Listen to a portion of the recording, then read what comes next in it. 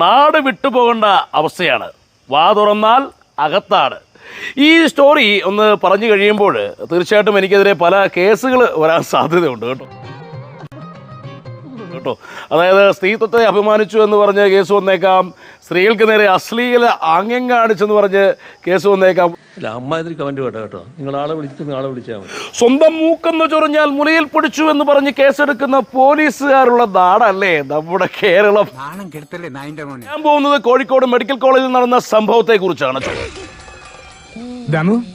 എന്ത് പറ്റിയടാ ചോദിക്കാൻ പോകുന്നത് നമ്മുടെ ബഹുമാനപ്പെട്ട ആരോഗ്യമന്ത്രിയോടാണ്. മാഡം, എന്താണ് മാഡം ഇത്? മാഡത്തിന് എന്താണ് ഇവിടെ പണി? എപ്പോഴും ടി വിയുടെ മുമ്പിൽ ചാനലിൻ്റെ മുന്നിലൊക്കെ വന്ന് ജനങ്ങളോട് പലതും തള്ളി മറിക്കാനല്ലാതെ എന്താണ് മാഡത്തിന് പണി?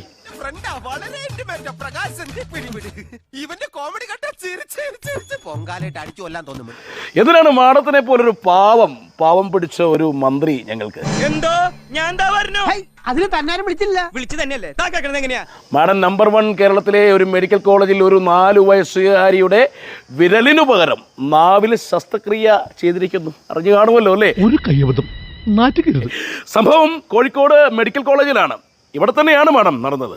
കേരളത്തിൽ തന്നെയാണ്. ശസ്ത്രക്രിയ കഴിഞ്ഞിട്ട് ഒരു സ്ത്രീയുടെ വയറ്റിൽ കത്രികയിട്ട് തുന്നിക്കെട്ടിയത് ഇവിടെയായിരുന്നു.